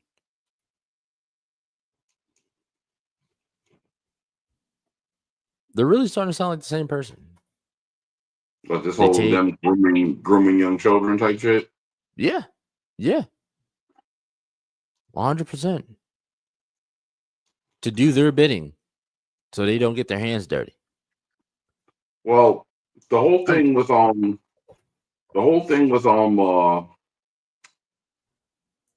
Bruce Wayne was that Bruce Wayne claimed that he turned Dick Grayson into Robin so Robin wouldn't turn out like him. Now, if you look at a better example with the Power Rangers, I think Zordon did that for the same reason Billy Batson got named champion. Like, you know, children are a lot less like to be corrupted. Like, you know, you don't necessarily have the concepts of right and wrong. You have the concepts of right and wrong, but there's no true like malice or evil in your heart. Yeah, it's like, they're pure, or at least idealists. Like that whole thing, like him saying, you know, I want teenagers with attitude. Them niggas didn't have attitude. They really didn't. They had some style, they had some skill, but attitude is not the word I would use to describe them. Not all of them anyway. No, like I can see like if you said bring me teenagers with attitude and fucking Alpha teleports fucking NWA into the fucking power center. Now that's a different story. I've seen that meme. That's a different story. Like I fucked with that idea. So like, yeah, it's like from that aspect, it's like no. But like if you've read the Shattered Grid, you know full well that there's a version of Tommy Oliver that just willingly stays evil. Even after the spell's broken. Right? So, you know, absolute power corrupts absolutely. And if anything, that's one of them things like where you got to figure it out would make more sense, because Tommy is known as the greatest ranger of all time, arguably the best, whatever. Tommy's not the first evil ranger you see, though. You have the Titanium Ranger, you have the White Dino Ranger, like you have the Thunder Brothers. So it's like, what it would make sense because every other ranger was manipulated by whoever who was controlling them. Now, Tommy more so because he was straight under mind control. Yeah. And then the Dino Ranger, it was actually the gem itself that was controlling him. So, in my opinion, it's one of the things like where that shows the duality of his character a lot more, because it's wild to think out of all these people that no one ever gets corrupted by the power. Regardless of how the spectrum we're talking about, because these fuckers have been sorcerers and everything else. So it's like, you know what I mean? But we're getting off subject. Yeah. No, absolutely. I mean, I don't feel like that's too far off the subject, because there is that in turn, I mean, that is what ends up happening, you know, when it comes to Anakin and Maul. So the Night Sisters aren't necessarily inherently evil. Well, But this goes back to what they said in Acolyte, and it's one of those things like we know for every one thing they did right, there was 2 or 3 things they did wrong. So like you hear the sisterhood of witches say that like this isn't about right and wrong; it's about power and who the Jedi say is allowed to wield it. Yeah. Like Lord forbid I do something that could rival their Grand Master. That's what that was about. Yeah. So because their whole thing is like, oh, if you guys become too powerful, you become a problem for us, and then we got to put you back in your place. Yeah. And so, like, for me, like, when it comes to Maul, like, he wasn't inherently evil.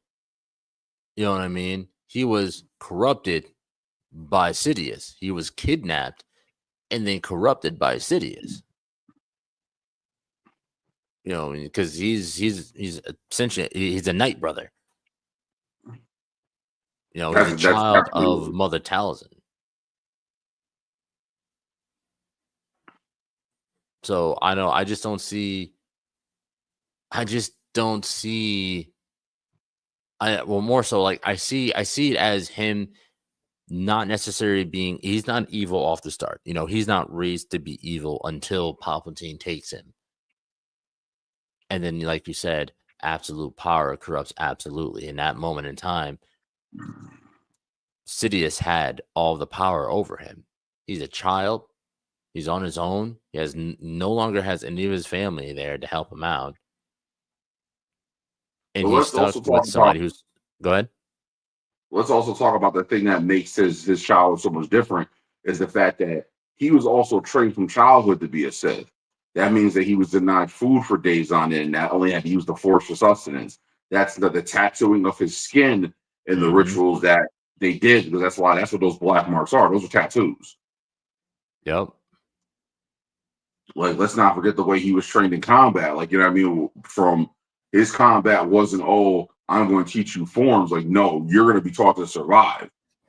He wasn't learning like katas and shit like that. No, it was you go. I'll teach you the basics, but then after that, you're gonna have to figure out how to use these basics your own way to survive.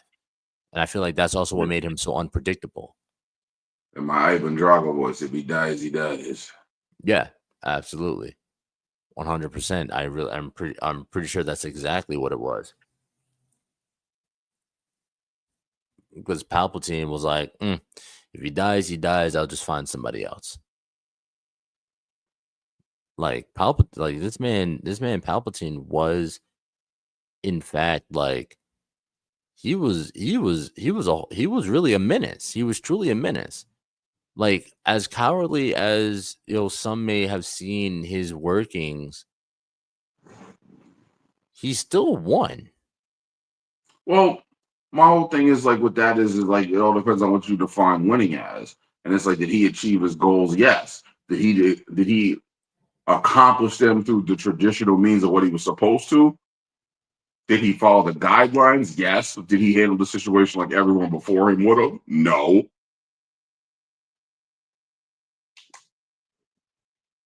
I mean, but then again, when you look at other Sith Lords as well, they've all.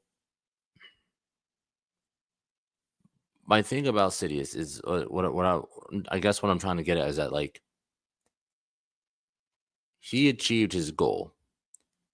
The Sith were in hiding for thousands of years. Thousands of years after the Battle of Rasan. Right, after Bane dropped that thought bomb, whether it's canon, not canon, either way, Bane had them drop that thought bomb. Sith were in hiding thousands of years. Palpatine comes along, changes the status quo, like Bane did. Changes the status quo and says, you know what? I'm going to do shit a little bit differently here. And he ends up achieving his goal. And look at Bane. When Bane was like, you know what? I'm going to do things a little bit differently here. What happens? He ended up achieving his goal.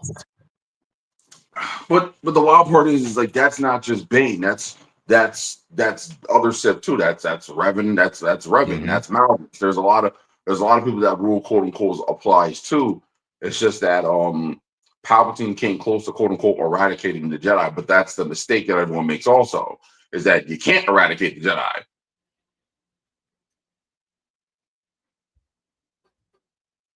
Really? You got to remember, the whole point of the Force is balance. Yeah, So it doesn't. Balances, yeah. The Force is always going to balance itself back out. Doesn't matter what you do. Doesn't matter how you do it. The Force is always going to try to right the pendulum. It's a damn seesaw. So it's like, at some point in time, the dark side's higher. At some point in time, the light side's higher. At some point in time, it balances. The problem is that both sides think that they have to eradicate the other instead of just balancing the pendulum. If the Force is a living, breathing entity that grants its wielder power, there's always going to be people that misuse it, period. Yep. Because like they say, the Force itself is not inherently good or bad. It's all what you saw, you use it. Mm-hmm. So if there's always going to be light side users, just like there's always going to be dark side users. But I think the problem is that spectrum of light and dark are so narrow on those ends of the spectrum, is that people don't realize the hypocrisy of them. Like, if you look at Maul and listen to the way Maul talks, like, he acknowledges, like, yo, I was a tool. I was used and then cast aside the second I didn't fit the grand design of what was supposed to be done no more. He's like, I acknowledge that. That's no different from what happened to Ahsoka. Mm-hmm. The second I didn't do what the man on the hill wanted, I was of no use to the order no more. And they're like, oh, your ass gotta go. You know what I mean? And they were all too happy to let Ahsoka hang for what they quote unquote thought she did without going into great detail to find out. Yeah. Like the whole thing with the apprentices is that you learn real quick that you can be replaced, especially on the dark side, because that's the whole point. You are being groomed to kill your master. Mm-hmm. And I think that's one of the reasons why that like the pendulum is always out of sync. The dark side just needs to accept that the light side exists, and there's always going to be someone who uses it. Just like the light side needs to acknowledge that the dark side is always going to be there, and there's always going to be someone to use that. But they keep trying to eradicate one another, and then this is why we have what we have. This is one of the reasons why. This is one of the reasons why I say Ahsoka being who she is now makes phenomenal more sense. Like, people say Ahsoka's not a Jedi. If anything, Ahsoka's what a Jedi should be. Isn't there in the second book for Bane? Mm-hmm. There is actually in fact a lot of hate towards the Jedi for the war, even within the Republic. But that's also a thing with the clone. Yeah. Oh, hold on. Give me 1 sec. I want to get there. Definitely want to get there. But because of the fact they're like, civilians and people are like, the Jedi and the Sith are always fighting. This galaxy is always in some kind of turmoil because of the Jedi and because of the Sith. Because the Jedi won't ever put down their lightsabers and say it is what it is, and the Sith will never put down their lightsabers. The galaxy is always in turmoil, and so like they're holding the Jedi equally as responsible for the war as the Sith. So to a lot of people, there is no good or bad. You're both fucking up the galaxy, right? Well, that was the thing, like with Transformers, as they were talking about the whole thing, like everyone acknowledges Megatron as this terrorist, as this criminal, and everything he was doing because of the way he was going about things. And if you watched Transformers, the most recent Transformers movie, the animated one, you get that Megatron wasn't necessarily wrong in feeling the way he felt. But the issue came about because Optimus chose to chase him. They were like, shit spiraled out of control because you couldn't leave well enough alone. So it's like you said, if you've got, in order to create to cast a shadow, you must first create a light. So it's like, if it's going to be that perpetual dog chasing his tail type situation, and no one can acknowledge you just need to leave well enough alone. Mm-hmm. No, absolutely. If the Sith stayed on their side, it honestly, if it ended up being like Sith and Jedi actually sat down and it was like, hey, okay, yo, listen, this is how we're gonna do this. You get to rule that side, we get to rule this side, and then you stay over there, we stay over there. You do whatever the fuck you want over there. We won't care. We do whatever the fuck we want over there. We don't care. I would call that balance, right? Because there can be balance without there being a war. That's a wild statement. I didn't say peace. I said balance. No, but that is still, like I said, that's still a wild statement, because you got to remember that's all goes back to agendas of people who are in charge. Like, look at everything that happened solely because of the fact that one man, Insidious, decided to manipulate the Republic against the Separatists for his own ends. And that was some shit that was 30, 40 years in the making. Mm-hmm. Time and experience make a person very dangerous. Absolutely. Excuse me, patience and experience. Mm-hmm. And Yep, I think if anything, if that's the case, like, while we would like to have everyone just, sing Kumbaya and get along and understand the battle lines, there's always going to be that person who pushes the boundaries. Like, you say balance, but what is balance? That's like saying, can you have peace without going to war?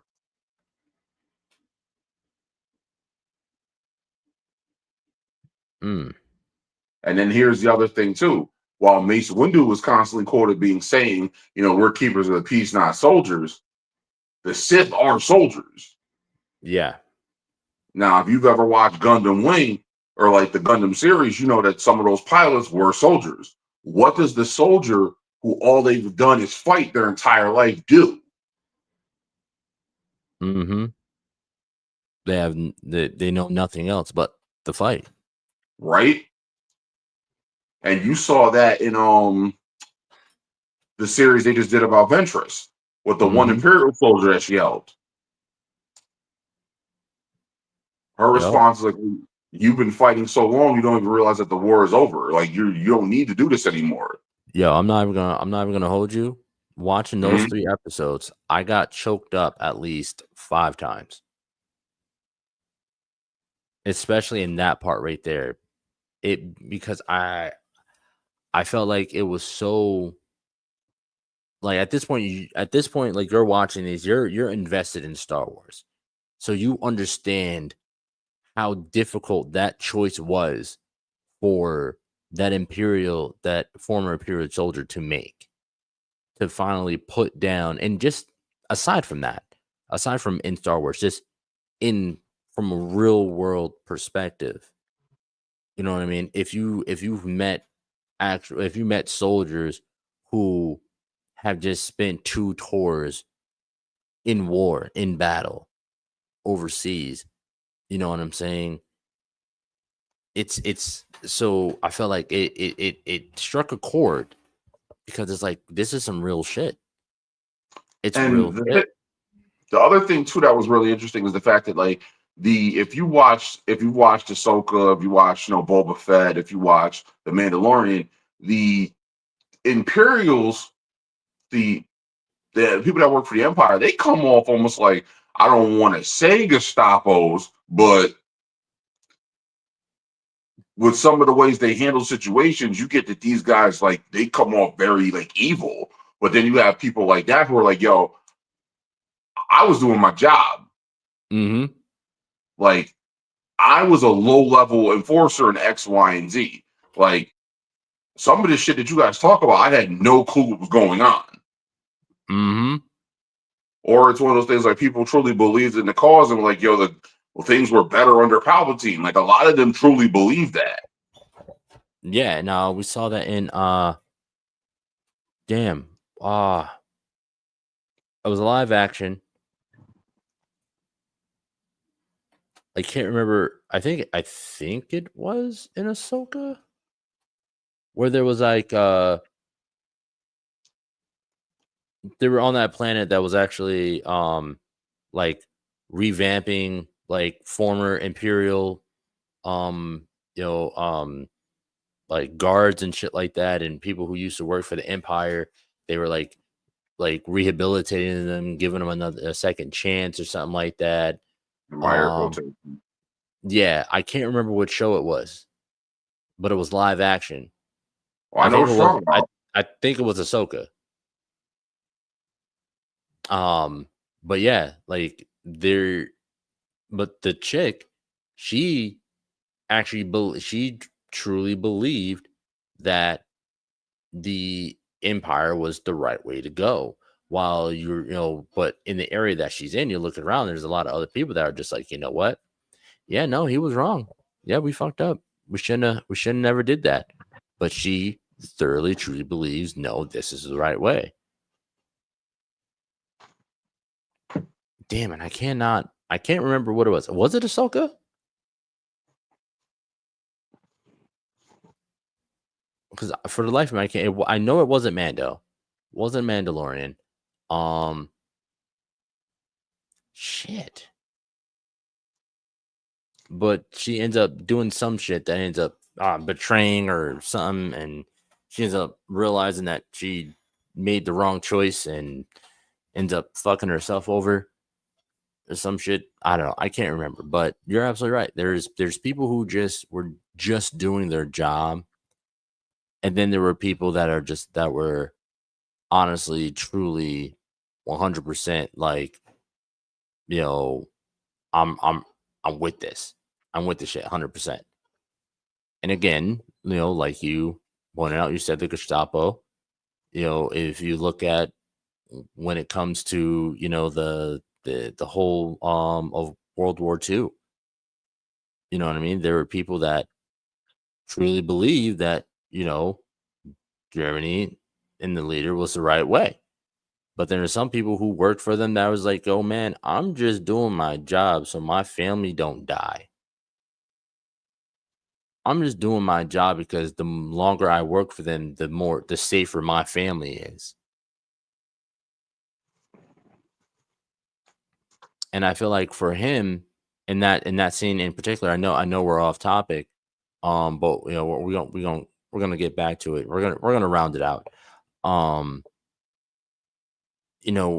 For him, I feel like he had been doing his job for so long that he didn't know how to do anything else but his job. And I think that is a situation of Maul as well. You know what I'm saying? He was raised that way for so long. He was in that mode for so long that it became him. It became who he is. And I feel like that a lot of that changed when he was out on his own, doing his own thing. He wasn't answering to Palpatine / Sidious. He wasn't answering to anybody but himself. And I feel like that is what made him such a problem. You know what I mean?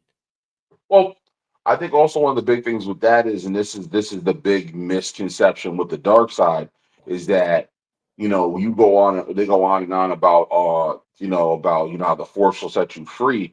But if you were constantly doing the bidding of a master, which Maul was, he never truly was free. So I think like once if anything, like him being on his own was very liberating for him. And I think that he reveled in that. But it's also one of those things like where he's going to do what he was taught. That's why the second he came across Savage, he was like, he took him as his apprentice, and even Savage says to him, he's like, "Why do I need to be your apprentice? What does it matter?" He's like, "We're together again. Like, why can't we just focus on that?" Mm. Mm. So he was still technically repeating that same self-destructive behavior. Yeah, you're just repeating a cycle. Mm-hmm. Damn. Damn. That's crazy. That's fucking crazy, dude. And damn, and I just I'll be honest, I never watched Solo. I never got Solo an actual watch. But at the end of Solo, there's a scene where enter Darth Maul in via hologram, Mm-hmm. and played by Ray Park, and he is Diesel. I'm not gonna, man, bro, you watched Solo. I know you said you weren't a fan of it, right? Correct.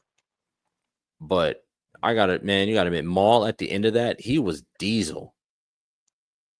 He was bulky. He was not, and I actually recently saw, because I follow Ray Park on Instagram, and I saw a video recently. I'm like, oh yeah, that's why that man bulked up. He's not small and skinny, and honestly, he's a lot slower, age and shit. But I would have loved to see live action Maul within canon inside of his crime lord arc. I would have loved to see live action crime lord arc Darth Maul. And especially what we've been seeing with Mandalorians, man, seeing the fucking his Maul DeLoreans, man, that shit would have been that would have been sick. That would have been fan service, complete fan service right there.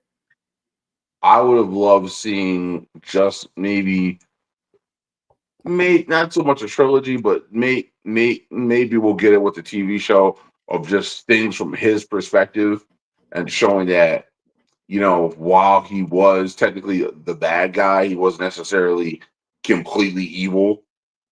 Mm-hmm. Now, once again, I'm not saying I want a redemption arc. That's not what I'm saying. Like, I am a firm believer in letting the bad guy be the bad guy. But you like a little bit more justification to why he did what he did and like why he was who he was.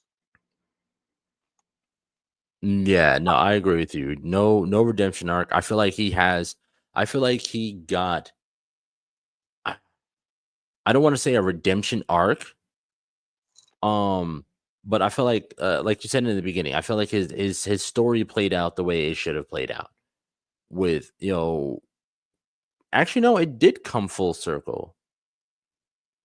Now, if you really think about it, his story did come full circle, because he finally he came full circle with him facing off against Kenobi again, one last time,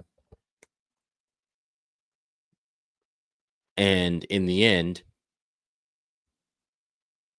in the end, while he's laying there, he asked Kenobi. First off, before any of that, he realizes, he's like, what you doing out here? You out here all alone and shit like that, blah blah blah. And then he realizes, like, oh, you're on a mission. You're out here doing something. You're out here protecting somebody. And then Kenobi, without no words, just looks at him, ignites his lightsaber, goes into his young stance, says, never mind, goes into his old stance, his old man stance. Then he's like, goes into Qui-Gon stance. And then I think it was like what, three moves? Mm-hmm. He splits right down him. Mm-hmm. Well, I mean, you don't really see where he cuts him. Well, no. Yeah. There's no actual physical wound, but it's very implied that he cut him deep enough to finish him. So yeah. But that whole thing was a setup too, because like he went from Sarisu, which is the defensive form, to Ataru, which is an offensive form. And the reason why he switched to Ataru is because he baited him. He wanted Yeah. to see that if Maul was going to try the same move on him that he used to kill Qui-Gon, and he did.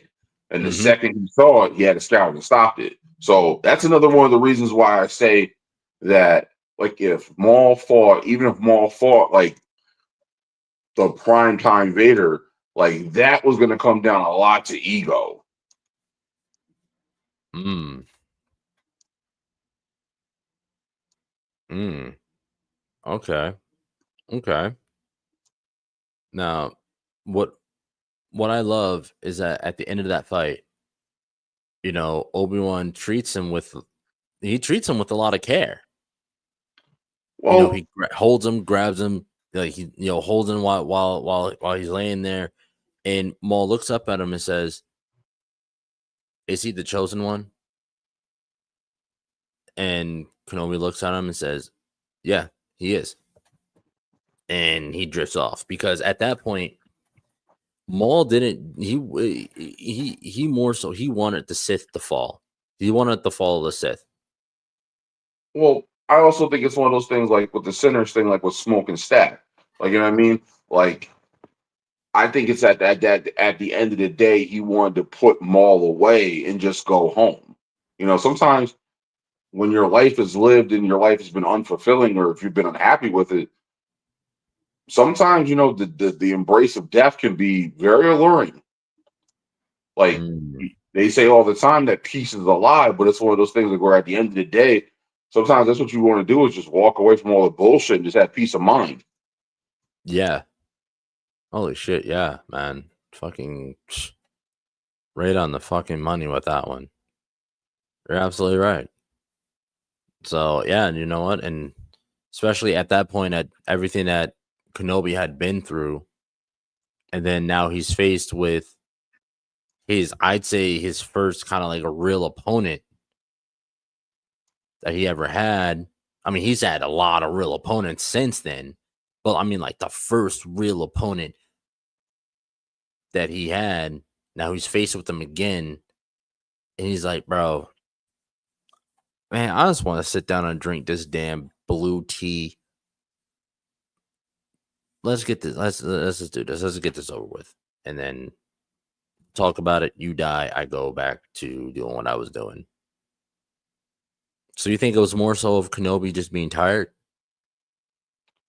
I think it was both of them. Like they just acknowledged, like, yo, this is the race is run, shit is over with. Like, you know what I mean? Just like, and it's like, I think it's one of those things where he also accepted and acknowledged him. Like he knew Maul's story.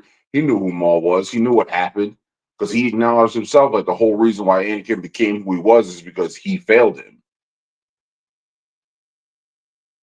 Mm. Mm-hmm. Like he might have saw Maul and saw a reflection of his own failures because that's what Anakin Skywalker was now. Yeah, and yeah, technically, everything that Maul had been through was a direct result of him cutting him in half. So I can see him, especially. I feel like, especially in that point, Kenobi was definitely in a he was definitely in a self-loathing like zone for a while there, for a long while there. Because And I'm pretty sure, yeah, all that battle takes place after Kenobi because what he, does? the battle with Maul has to take Oh, place, yeah, it well definitely after does. Kenobi because he's all grayed out. He's like he's old man Ben. No, it definitely does. And I think that's one of the things too. Like you gotta remember, if we're going with everything that's canon, he's already done had his running again with Vader. He's been found out that Anakin Skywalker's alive. Like he's watching the galaxy change for the worse. He knows the Jedi are being hunted down. So it's like this is one of the things I thought that was done well, but could have been done better. Because if you watch Rebels, if you watch The Bad Batch, if you watch Ahsoka, Like you get that the surviving Jedi then their talk like they got PTSD. Like, Kanan, he had a lot of regression towards the clones, like when he saw Rex and them again. Because it's like if you watch the Bad Batch starts with Order 66 happening. Yeah. And the Bad Batch are with Kanan and his master Deepa Balaba, and he watches the clone trooper shoot her. And he runs off as a kid. So it's like, and the Bad Batch watch him go like, yo, what the fuck just happened? So it's like when you see Kanan again as an adult and he's telling the story, like, yo, you can see it, like when he speaks how heavy this was on him. Like if you watch A New Hope, like even Kenobi, even Alec Guinness when he was speaking, like, you know what I mean? He's like, for 1,000 generations. Yeah. Mm-hmm. Yeah, it was like, whoa, oh, you fought in the Clone Wars? Me and your father. Yeah. Yo, aren't they supposed to be doing a Vader show too? Or is that just rumors? As far as I know, that's just rumors. Okay. Because I'd be highly down for Hayden Christian coming back to do an actual full show. But I don't know. Because I remember for Kenobi, he was saying how much work moving in that suit was. Because that was actually him in the suit. Every time we see Vader, that's actually him in the suit.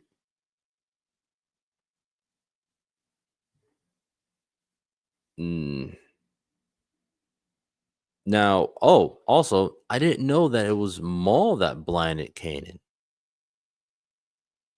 Yes. I did not know that. I did not know that. I recently found that out because I just, like I said, I didn't watch all of Rebels. I didn't watch all of the Clone Wars. I watched a good bit just to understand what's going on, but like all the little side pieces and like other like plot points and stuff, I didn't catch those. But Maul is such an interesting character. And again, definitely one of my favorite Sith. But in general, just one of my favorite characters within Star Wars in general. For me, so if I was to put my favorite Star Wars characters, I say like my top, but he's in my top 5. He's most definitely in my top 5, and definitely in my top 3 Sith Lords. So if I was asked, where would you place him in your top 5? Is Maul in your top 5? Of overall Star Wars characters? Yeah. Shit. So if I had to pick my top 5,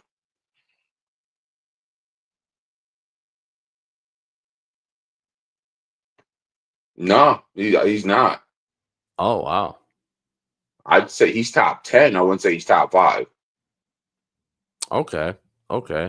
Yeah, for me, he's definitely my top 5. I would say he's number 5. And these are characters that I like for many different reasons. Mace, because I feel like, well, one, it's Samuel motherfucking Jackson. 2, he has a purple lightsaber, and 3, we don't really see a lot of black people within the Star Wars universe in a position of power like that.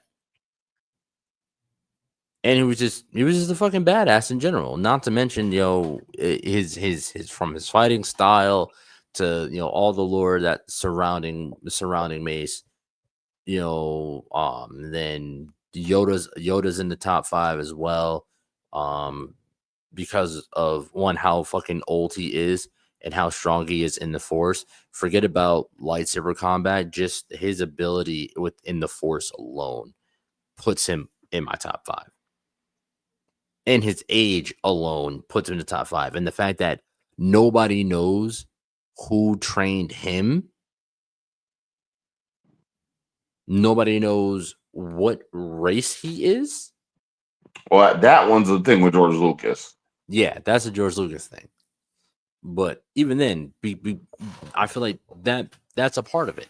Is because like he has no I'm down for some Yoda origin. I'm down for a Yoda origin.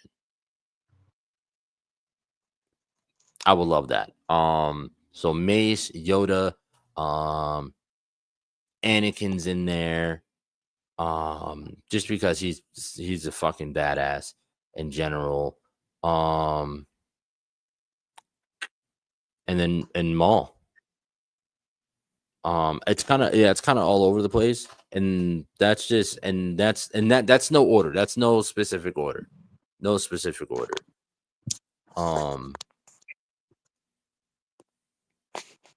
And I was just going off of people that we see in the films. That's just films. If I was to go overall, Bane's my number one. Number one. Bane's number one. And then listen, I need those 3 Bane books can easily be one of the fucking best Disney Plus Star Wars shows. Out of those 3 books, I'm telling you, they can literally they can run 2 seasons for each book if they wanted to. Just to make sure that shit's done right. Hour-long episodes. Man, that shit would be fucking crazy. But yeah, man, no, Maul, he's Maul's in my top 5. From his background, from his upbringing, to his ability, just his strength within the Force, his combat prowess with a double blade lightsaber, and then from after, because I read Bane's story, I know how skilled you have to be to use that form of lightsaber combat. That shit's not easy. It's not for the faint of heart. It's for you really got to know what the fuck you're doing, because you're literally spinning around two blades, 2 sabers, and they're moving in counteraction to each other. Granted, once you understand it, it's easy to counter. Once you understand it, it's so unpredictable. No, wherever that front blade is, just know the other blade's in the opposite is coming from the opposite side of it. But yeah, he's amazing all the way through, from his crime lord arc down to his his downfall and his loss to Kenobi in their final match on they're on Tatooine, right? Mustafar. Oh no, Tatooine. Yes. Yeah, Tatooine. I don't know. I just feel like I want to see more of him, of this character. I cannot wait for, was it Shadowhunter? Yep. I cannot wait. This is animated, right? I believe so. Yeah. I can't wait for Sam Witwer to reprise his role. It's gonna be pretty damn sick. Honestly, man, it's great. Do you got any final remarks for Maul?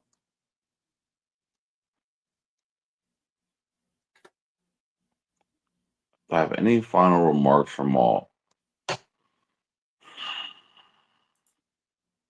Let me think. If I could take anything away from Maul, it's that Maul, out of everyone, is the ultimate hunter, and it's shown that your will to survive can be greater than any one need that you might have.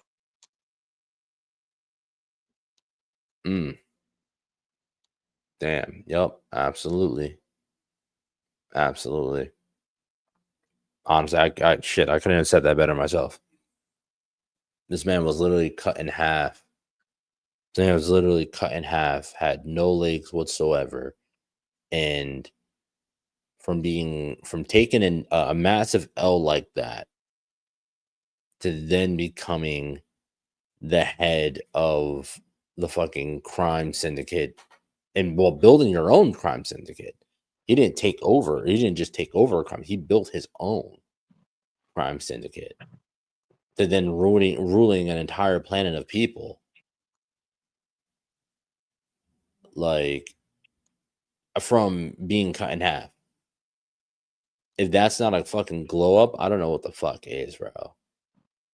Your will to survive will outshine every fucking thing else. And I agree with you 100%. Maul is definitely a testament to that. Definitely a testament to that. But, man, with that, tune in next week on the Super Breakdown. I'm just going to double check. It's going to be the first of the month. Oh, man. You want to do another Star Wars episode, or want to figure out what we want? Something else. I was thinking about doing an episode on Malgus, but we can do something else if necessary. Doesn't matter to me. Nah, I'm down with either or myself. We'll talk about it. We'll let y'all know. Stay tuned to our Instagram, to our Facebook, to all of our social media. We will be putting it out there. We keep y'all updated on everything. Tune in to us next Sunday, 7 p.m. Eastern Standard Time. Then also tune in to us on Saturdays at around 5:30 for the indie matchup breakdown as well. It's going to be great. We're going to have a good old time. And we love y'all. Stay tuned. And as always, remember, fuck prep time. Fuck prep time.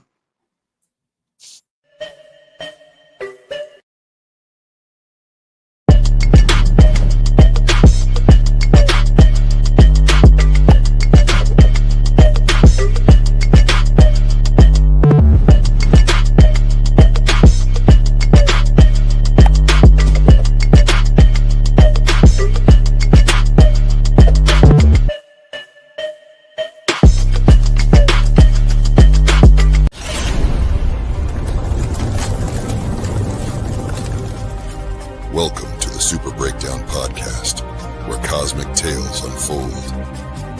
Join Power Maximus, Lord Triage, and the Darth Legacy Jason M40 on a journey through heroic realms where legends are born and destinies entwine. Delve into the cosmic currents, unraveling the mysteries of superheroes, villains, and champions. Embrace the cosmic energy that binds us all, and let your journey begin.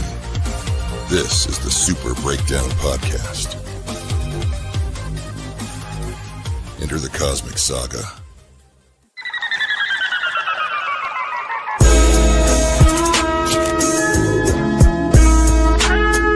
What? Yeah. What? Understand I got a lot on my mind, a lot on my chest. Starting a war with these stars, you won't get far. This is the way you play a game of life or death star. So far removed from the drama, we don't notice harm, but won't hesitate to shed a light like a Patronus charm. With mischief managed, troubles at a disadvantage. Must be something in the water, dip your toe because you know it's warm. Where can you find another show with such a fine cast? And if you try to box them in, they playing Minecraft. And basically the sum made up like you define math. This crew's the best and it figures like a line graph. I'm Mary band like the words I do. Level-headed, you don't have to have absurd IQs. They know you can't relate because they're nerds like you. With their help, you'll see the world from a blur's eye view. Yeah. You are now tuned in to Blur's Eye